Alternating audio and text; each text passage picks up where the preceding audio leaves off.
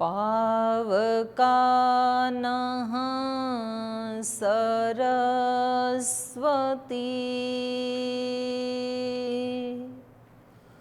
वाजिनीवती।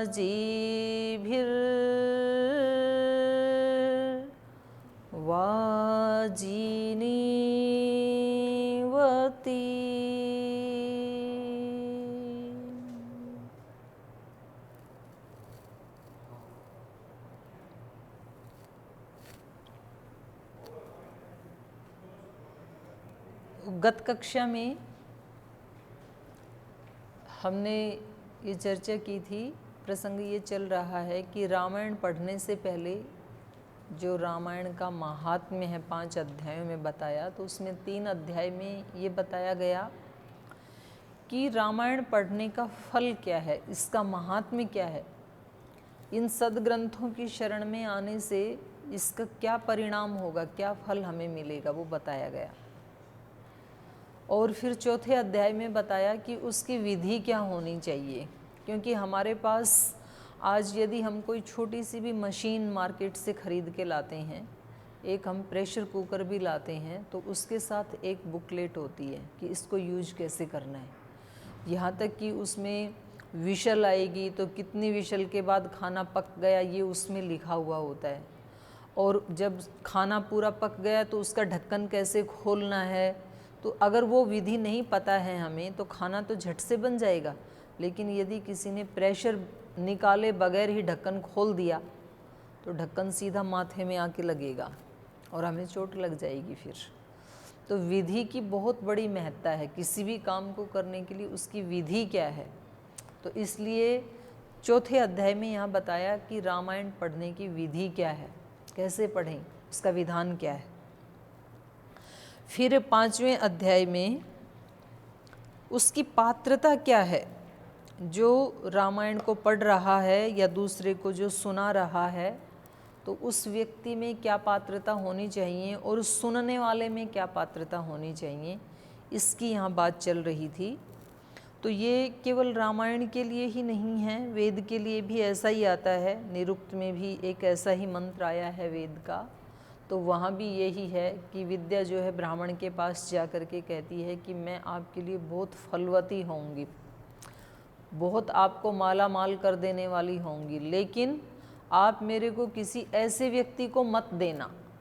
कैसे व्यक्ति को मत देना, तो वो वहाँ पर बताया हुआ है, जो प्रमादी है, जो आलसी है, निद्रालु है, जो ब्रह्मचर्य का पालन नहीं करता है, जो हिंसक है, ऐसे वहाँ पर भी गिनाया है वेद में भी, और यहाँ भी ऐसे ही बताया।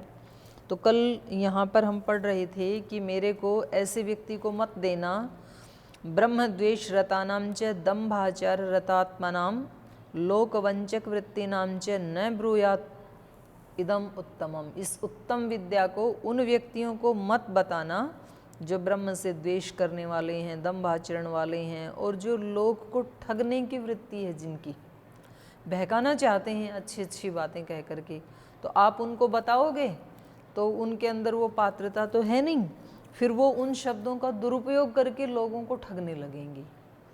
और फिर जब उनका वैसा आचरण नहीं है तो कुछ समय के बाद लोगों के सामने उनकी सच्चाई आ जाएगी, तो लोगों को फिर उनके साथ साथ उस विद्या के ऊपर से भी विश्वास उठ जाएगा। एक कथा मैंने सुनी, एक बहुत बड़े कोई वो थे, सन्यासी थे, बाबा भारती, और उनके पास एक ऐसा घोड़ा था कि मतलब वो चलने में और देखने में, मतलब घोड़ा क्या था, एक ये समझें कि एक भगवान की विभूति थी। बहुत तेज़ दौड़ता था वो, देखने में बड़ा सुंदर सुडौल था वो, और उसकी बहुत सारी और भी विशेषताएं थी। तो एक वहाँ पर उसी थोड़े दूर उनसे एक डाकू रहते थे, उनका नाम था डाकू खड़ग सिंह। तो एक बार उसने कहा, डाकू ने, कि देखो मेरे को तो इतनी दूर दूर तक जाना होता है, इतना बड़ा मेरा काम फैला हुआ है चारों तरफ। अच्छा, पहले एक बात अच्छी थी कम से कम कि जो डकैती करते हैं ना, वो भी मतलब ऐसे सब लोगों में प्रसिद्ध होते थे, भाई ये डाकू है, तो कम से कम इतना उसका था भाई मैं डाकू हूँ। तो उन्होंने कहा आपके पास ऐसे घोड़े का क्या काम, ऐसा घोड़ा तो मेरे पास होना चाहिए कि मैं किसी से कोई चीज़ छीनूं और फिर घोड़े पे लेके भाग जाऊं। तो बाबा भारती ने कहा कि भाई देखो ये घोड़ा मैं नहीं दे सकता हूं आपको, क्योंकि इसके प्रति मेरी बहुत प्रीति है और ये मेरे को मेरे गुरु ने दिया था, तो ये उनकी भेंट है। तो उन्होंने कहा अच्छा ठीक है, लेकिन बाबा जी आज तो मैं जा रहा हूँ, लेकिन याद रखना ये घोड़ा मैं ले लूँगा आपसे। तो उन्होंने कहा ना भी घोड़ा मैं नहीं दूंगा तेरे को। तो खैर ऐसे करते हुए एक दिन बाबा भारती उस घोड़े पे बैठ करके कहीं गए थे और इसने क्या किया, एक कपड़े बदल करके और एक रोगी का रूप धारण कर लिया, एक वृद्ध व्यक्ति और रोगी वो भी, और उसका पैर टूटा हुआ है और वो जंगल में ऐसे करहा रहा था। तो इन्होंने चेहरा तो ठीक से, उसने कुछ डाकू था तो कुछ लगाया होगा, उसने नकली दाढ़ी मूंछ कुछ तो ऐसी लगाई होंगी बुजुर्ग व्यक्ति की जैसी। तो वो पेड़ के नीचे पड़ा हुआ करहा रहा था कि कोई मेरे को उस गांव तक पहुंचा दे, मेरे पैर में मोच आ गई है, दर्द है बहुत। तो इन्होंने देखा अब ये संत आत्मा थे, इनको दया आ गई, तो उन्होंने घोड़ा वहाँ रोका और खुद घोड़े से नीचे उतरे और उस व्यक्ति को सहारा देके कि चलो मैं आपको घोड़े पे बिठा के गांव तक छोड़ देता हूँ। तो इन्होंने खुद सहारा देके धीरे धीरे उसको चढ़ाया ऊपर, और जब ये चढ़ने लगते बाबा भारती, उससे पहले तो उन्होंने घोड़े को एड़ लगाई और भाग गया वहाँ से खड़ग सिंह। तो ये तो देखते रह गए। फिर बहुत दूर जा कर के बोले कि बाबा जी पता लगा?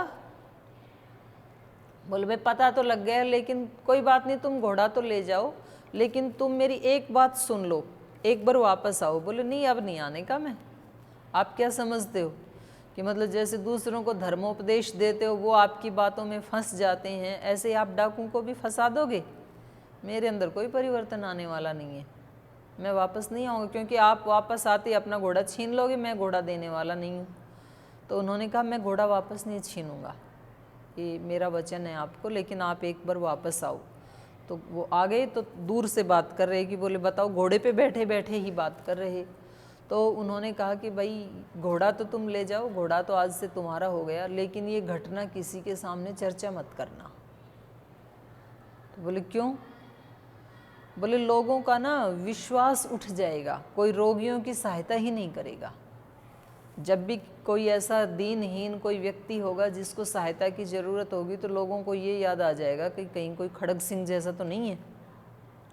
तो जब किसी अपात्र व्यक्ति के पास कोई चीज़ चली जाती है और वो उसका दुरुपयोग करता है, तो फिर उस वस्तु के प्रति भी डाउट हो जाता है।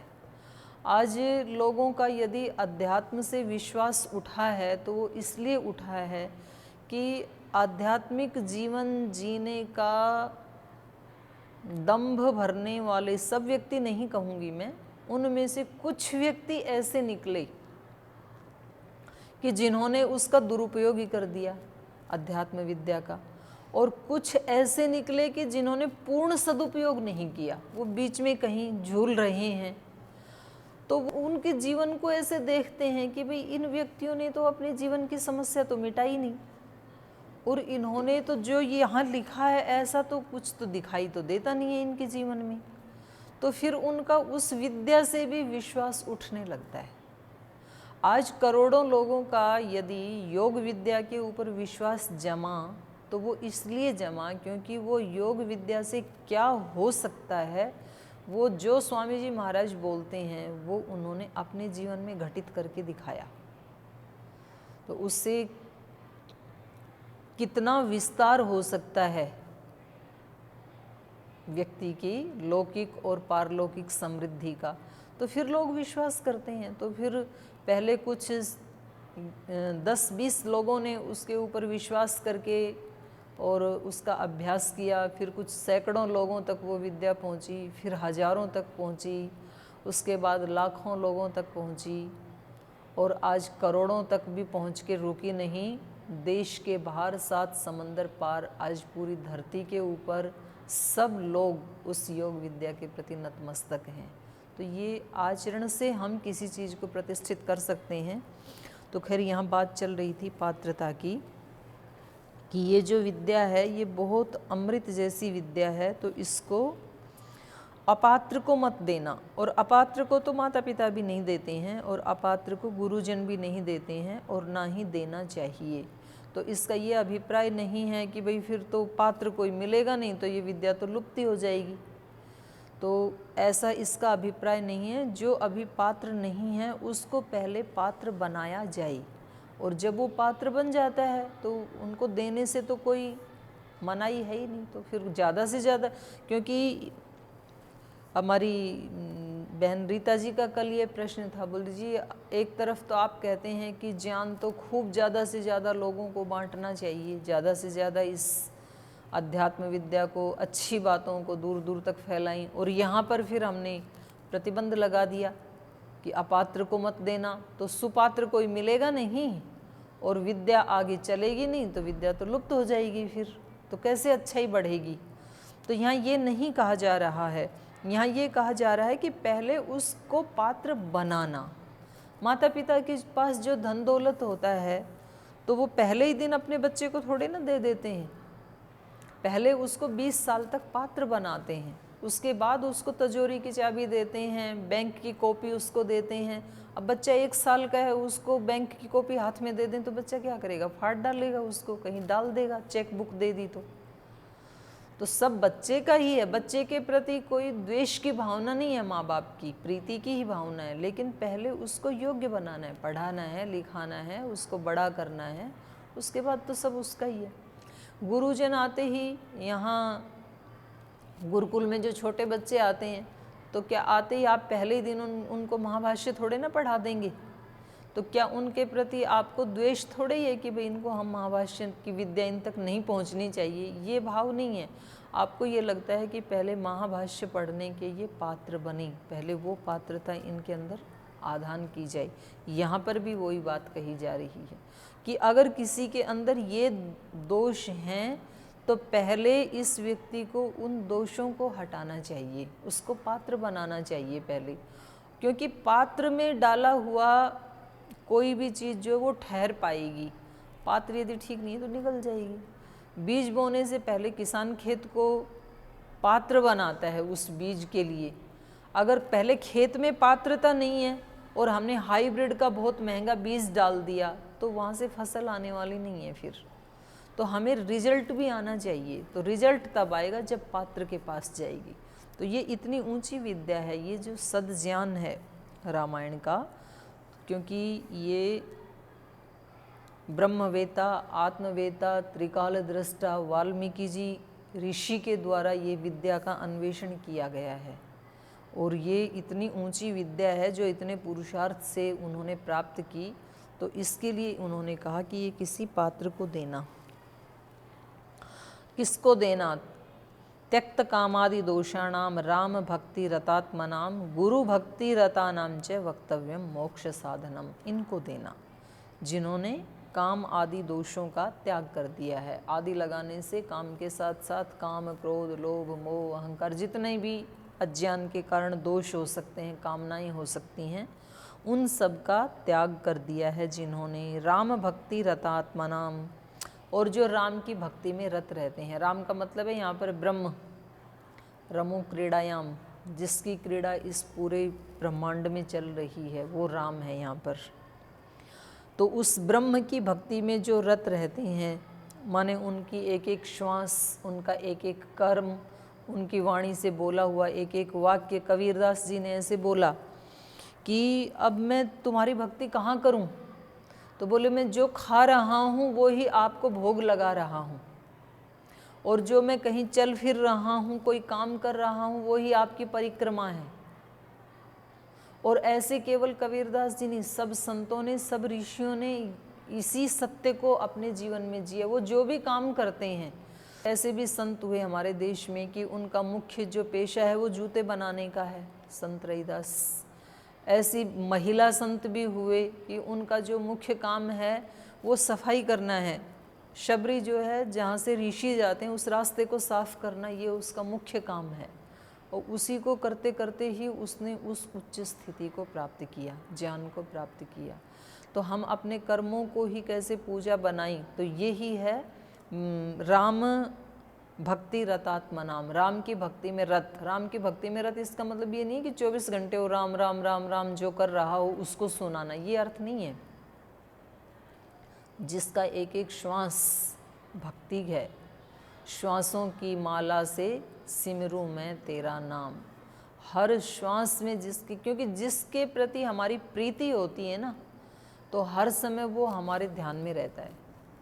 किसी माँ को अपने बच्चे से, छोटा बेबी है उससे प्रीति है और उसको काम भी निपटाने हैं सारे, तो भले ही बच्चा पलने में सो रहा है और माँ घर के काम कर रही है, लेकिन ध्यान वहीं रहता है उसका प्रतिपल। बच्चे ने थोड़ी करवट भी ली तो वो अलर्ट रहती है एकदम से। ऐसा इस साधक का, इस भक्त का एकदम अलर्ट रहता है, और ये ही सबसे बड़ी साधना है। हम एक एक कर्म करते हैं, उसके प्रति जागना। हमारे उपनिषद के ऋषियों ने यही कहा और वेद ने भी यही कहा, उत्तिष्ठते जागृत, जागो। तो जागने का मतलब ये नहीं है कि रात को सोना ही नहीं है, नहीं तो शरीर रोगी हो जाएगा। तो जागने का मतलब यही है कि हम अलर्ट रहें। तो इसके बारे में मैंने एक किसी व्यक्ति से एक कहानी सुनी। एक राजा जो है एक फ़कीर के पास गया, तो उसने कहा कि जी मेरे को ध्यान सिखा दो। मैंने सुना है कि ध्यान में प्रवेश करने के बाद फिर समाधि लग जाती है और समाधि सब समस्याओं का समाधान है। तो मुझे ये बताओ कि ध्यान कैसे करें, क्योंकि ध्यान में किसी भी मत, पंथ, संप्रदाय का विरोध नहीं है। बाकी विरोध हो सकता है, भाई हमारे सिद्धांत ये हैं, आपके ये हैं, कोई वेद को मान रहा है, कोई कुछ मान रहा है, पूजा की जो पद्धति हैं उनमें भेद हो सकता है। ध्यान में किसी का भेद नहीं है, क्योंकि ध्यान ही वो दरवाज़ा है जिससे अंदर प्रवेश करना होता है। तो खैर वो राजा गया उनके पास, फ़कीर के पास गया कि मुझे ध्यान की विधि सिखा दो, ध्यान विद्या आप बता दो, ध्यान कैसे करें। तो उन्होंने कहा ठीक है, लेकिन हम सिखाएंगे अपनी मौज से, ऐसे नहीं जब हमें लगेगा कि सिखाएं तब हम सिखाएंगे, टाइम देना पड़ेगा उसके लिए, पात्रता आपको अर्जित करनी पड़ेगी, वही बात पात्रता वाली। तो बोले देखो इतना टाइम मेरे पास नहीं है, मैं ठहरा राजा। तो उन्होंने कहा मैं ठहरा महाराजा, महाराज बोलते हैं लोग मेरे को। तो भाई हम ऐसे देते नहीं हैं इंस्टेंट कि कोई भी आए और हमने, तो हम तो जब समझेंगे आपको, हमारी मौज आएगी और हमें कुछ सूझेगा तो बता देंगे, और नहीं तो हम कहेंगे कि हम नहीं जानते हैं, किसी दूसरे के पास जाओ।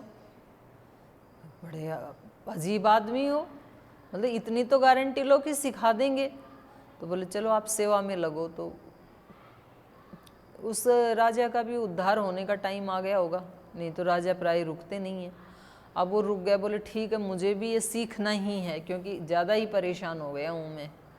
तो अब जीवन की जो है आर पार की लड़ाई है, अब ध्यान के बिना हमें ये जीवन खोना नहीं है, हमें सीखना ही है। तो वो रहने लगा। तो राजा को ड्यूटी दी झाड़ू लगाने की। अब राजा को 1 वर्ष 2 वर्ष 3 वर्ष करते करते 20 वर्ष हो गए वहाँ पे, और ध्यान सिखाए नहीं महात्मा।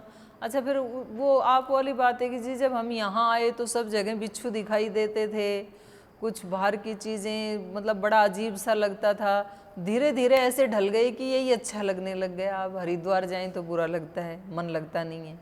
तो राजा भी ढल गया 1-2 साल में, बोले ये अच्छा है यहाँ का जीवन, तो ठीक है अपने झाड़ू लगाते हैं और मस्त रहते हैं। बस सिखाएंगे तब सिखा देंगे, नहीं सिखाएं तो ये जॉब भी कोई कम नहीं है, चलेगा, ऐसे भी चलेगा। क्योंकि अच्छे लोगों के सानिध्य में रहते हैं तो कम से कम टेंशन फ्री तो हो ही गया राजा। तो उसने उससे भी समझौता कर लिया।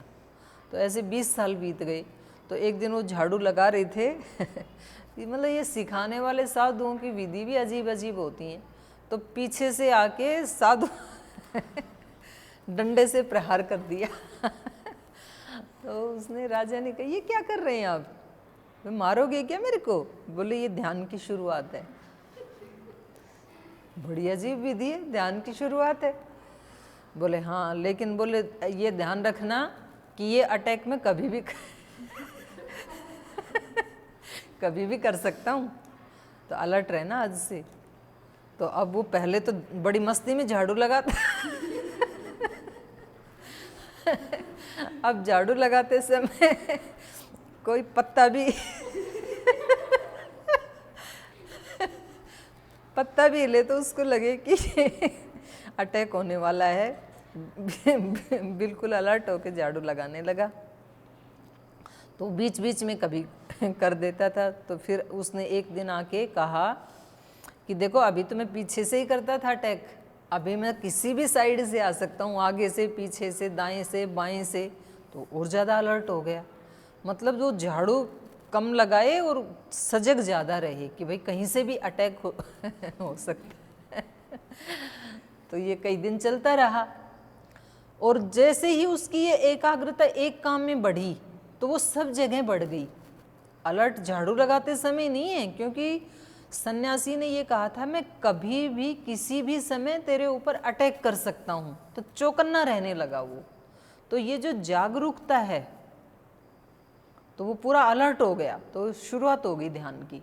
जब व्यक्ति अपने विचार के प्रति, अपने कर्मों के प्रति अलर्ट हो जाता है कि मैं क्या कर रहा हूँ इस समय, कौन सा भाव चल रहा है, कौन सा विचार चल रहा है, और कोई ना कोई शक्ति मेरे ऊपर अटैक करने वाली है। हम संध्या में जो मनसा परिक्रमा के मंत्र बोलते हैं तो हम बोलते हैं प्राची दिग अग्निरधिपति। प्राची दिशा में अग्नि जिसका अधिपति है, प्राची दिगग्निरधिपति, रसितो रक्षिता, अशित रक्षिता, आदित्य ईशवः। और अदिति जो अखंड, जो जिसको खंडित नहीं किया जा सकता, वो उस ईश्वर का नाम, माने जो सर्वव्यापक है और उससे संबंधित जो शक्तियां हैं वो आदित्य। अदिति से संबंधित आदित्य, और आदित्य की जो बहुवचन में शक्तियां होगी वो आदित्य। आदित्य ईशवः, वो उसके बाण हैं। मतलब मान लो मैं यहाँ खड़ी हूँ और मेरे ऊपर कोई सामने से अटैक कर रहा है तो मैं क्या करूँगी, मैं उस पर अटैक करूँगी। तो सामने से होता है ना अटैक, तो हम अपनी रक्षा के लिए क्या करते हैं, जो भी हमारे पास है उसी को हम भी डालेंगे उसके पास। तो ये जो आदित्य, जो भगवान की जो शक्तियाँ हैं वो सामने से हमारी रक्षा करती हैं। आदित्य ईशवः तेभ्यो नमो, उन शक्तियों को नमस्कार है। वो रक्षा कैसे करती हैं, यदि तो हम अच्छा काम कर रहे हैं तो वो हमें और ऊपर बढ़ाती हैं, यही उनकी रक्षा है। यदि तो हम गलत काम करते हैं तो वो हमें दंड देती हैं, यही उनका रक्षा का तरीका है। लेकिन वो सामने की दिशा कौन सी है, जो मेरे मुख के सामने है वो ही प्राची दिशा है। प्राची दिशा वो नहीं है जहाँ सूर्योदय होता है, वो भी है, लेकिन उसके अतिरिक्त। तो मैंने इधर मुंह किया तो उधर से मैंने कुछ पाप किया और उधर से मेरे ऊपर बाण आ रहा है, तो मैंने कहा कि मैं इधर मुंह कर लेती हूँ फिर, तो ये भी प्राची हो गई मेरे लिए, उधर से भी वही बाण आ रहे हैं।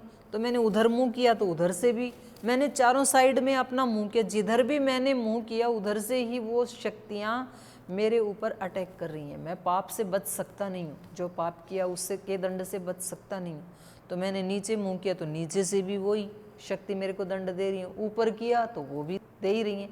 तो फिर मैंने आंखें बंदी कर ली, लेकिन तो भी वो अंदर से मेरे को दे ही रही हैं। तो फिर मैंने सोचा कि भाई इससे तो बचा नहीं जा सकता, तो इसलिए हमने उसकी शरणागति को स्वीकार किया। और फिर हमने कहा कि भाई ये जो हो रहा है ऐसा जीवन में जीऊँ कि ये मेरी सहायता करें, मेरे को दंड ना दें। तो जिधर भी मेरा मुंह हो उधर उधर से दैवी शक्तियाँ मुझे ऊपर उठाएं। जिधर जिधर मेरा मुंह हो वही वही प्राची दिशा, और जिधर भी मेरी पीठ है वही वही। तो हमने अनेक अनेक शक्तियों की वहाँ पर प्रार्थना की, उनको प्रणाम किया। तेभ्यो नमो, अधिपतिभ्यो नमो, रक्षितृभ्यो नमः, उन सब को मेरा प्रणाम है।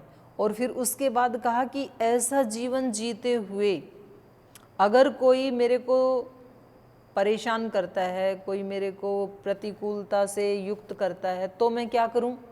बोले तो भी मैं अपने हाथ में नहीं लूँगा कानून। जब पुलिस हमारे सामने है और कोई व्यक्ति हमारे ऊपर अटैक करता है, हमारे को तंग करता है, तो हमारे को ये बताया जाता है भाई पुलिस सामने है, तुम कानून को हाथ में मत लेना, दंड देने वाले सामने ही है ना, तो ये अपने आप दंड दे देंगे। तो हमें ये दिखता है कि जब वो शक्ति मेरे सामने है, आदित्य ईशवः, उस आदित्य के ईशु, वो आदित्य रूपी ईशु भगवान की जो शक्तियां हैं वो दंड देने के लिए हैं। तो मुझे इनके साथ नहीं उलझना है। तो क्या करना है? जम्भे दद्मः तेभ्यो नमो अधिपतिभ्यो नमो रक्षितृभ्यो नमः एभ्यो अस्तु योस्मान द्वेष्टि यम च वयम द्विष्मः तम जम्भे दद्मः। हम उस आपके कानून को अपने हाथ में नहीं लेंगे, इनका फैसला आप करना, जो भी इनको दंड देना है, पर मैं अपने कर्तव्य कर्म से ना डिगूं। तो ऐसे जब व्यक्ति अलर्ट हो जाता है ना, तो उसको सब दिशाओं में वो शक्तियां दिखने लगती हैं। तो ये राजा अलर्ट हो गया और फिर उस साधु ने एक दिन उसको कहा कि अब तक तो मैं दिन में ही प्रहार करता था, अब मैं रात को भी कर सकता हूँ। तो ये व्यक्ति सो रहा है लेकिन थोड़ा सा ये सचेत भी है। कहते हैं कुत्ते की जो नींद होती है ना, वो बड़ा सचेत होकर सोता है, मतलब थोड़ा सा भी कुछ आहट होगी तो तुरंत वो जग जाएगा। ऐसे ही कहते हैं कि मोर के कान भी, मोर बड़ा अलर्ट रहता है, थोड़ी भी कोई आहट होगी तो चिल्लाने लग जाएगा, उसको एहसास हो जाता है। तो जब साधक के अंदर ये अवेयरनेस पैदा हो जाएगी, जब वो अलर्ट हो गए, जब वो जागरूक हो गया, इतना एकाग्र हो गया एक एक श्वास के ऊपर, ये है राम भक्ति रतात्मनाम। यहाँ पर जो शब्द आया ना कि ये रामायण किसको सुनानी चाहिए? त्यक्त कामादि दोषाणाम राम भक्ति रतात्मनाम, जो राम की भक्ति में रत हैं, ब्रह्म की भक्ति में रत हैं। तो ब्रह्म की भक्ति में रत का मतलब है कि जिनका अपने एक एक श्वास पे, अपने एक एक कर्म पे, एक एक विचार पर, एक एक भाव के ऊपर पूरी उनकी दृष्टि है, वो पूरे जागरूक हैं, उनको बताना। तो वहाँ बताओगे तो तुरंत वहाँ से फल आएगा। वो बिल्कुल नाइस है, चित्त की भूमि बिल्कुल तैयार है, वो बिल्कुल विशुद्ध है। तो वहाँ जैसे ही बीज डाला तुरंत उसका फल मिलेगा, उनको देना। गुरु भक्ति रता नाम च, राम की भक्ति में रत होगा वो गुरु की भक्ति में भी रत होगा निश्चित रूप से। राम तो दिखता भी नहीं, गुरु तो दिखते भी हैं। गुरु भक्ति रता नाम च वक्तव्यम मोक्ष साधनम, ये मोक्ष का जो साधन रामायण है ये उनको बताना। सर्वदेव मयो राम स्मृतिश्चार्ति प्रणाशनः सद्भक्त वत्सलो देवो भक्त्या तुष्यति नान्यथा। और वो राम कैसा है? सर्वदेव मयो राम है, सब देव जिसमें एकत्रित हो गए, सारी दिव्य शक्तियाँ, दैवी शक्तियाँ जिसके आश्रय में रहती हैं, वो ब्रह्म, वो यहाँ पर राम है। सर्वदेव मयो राम स्मृतश्चार्ति प्रणाशन, और वो अर्ति, जो आर्त पुकार करते हैं उनकी पुकार का नाश करने वाला इस रूप में स्मरण किया जाता है। सद्भक्त वत्सल, और सद्भक्त जो हैं उनके प्रति वो वत्सलता रखने वाला है। वो जो देव है भक्त्या तुष्यति नन्यथा, वो भक्ति से ही संतुष्ट होता है।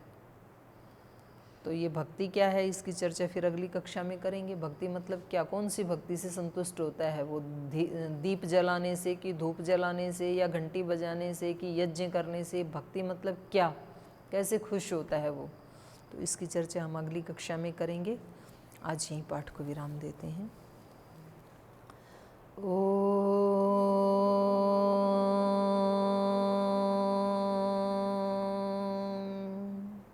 शांति शांति शांति। श्री गुरुभ्यो नमः।